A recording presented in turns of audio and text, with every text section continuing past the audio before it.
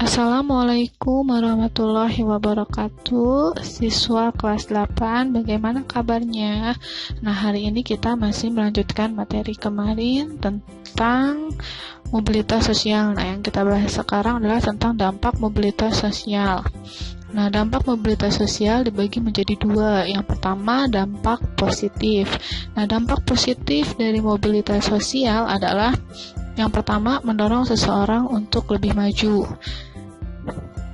Nah, dengan melihat orang lain yang melakukan mobilitas sosial, apalagi mobilitas sosial vertikal, kita akan terdorong untuk lebih maju dengan meningkatkan kemampuan supaya bisa bersaing dengan orang lain.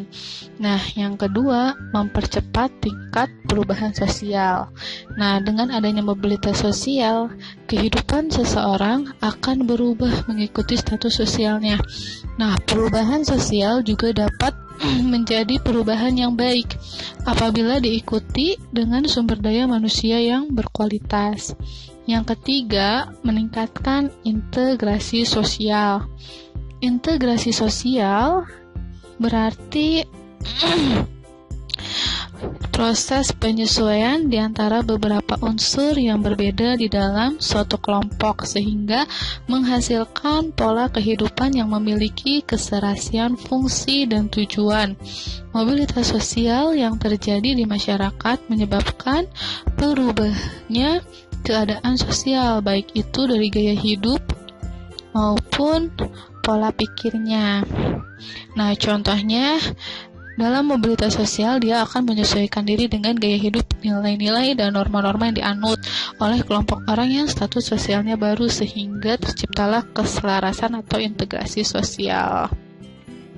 Nah, selain dampak positif, ternyata mobilitas sosial juga membawa dampak negatif nih. Dampak negatif yang pertama adalah terjadinya konflik. Nah, ketika kita melihat orang lain yang melakukan mobilitas sosial, apalagi mobilitas sosial ke atas, maka akan muncul persaingan di dalam upaya untuk mencapai mobilitas sosial vertikal ke atas.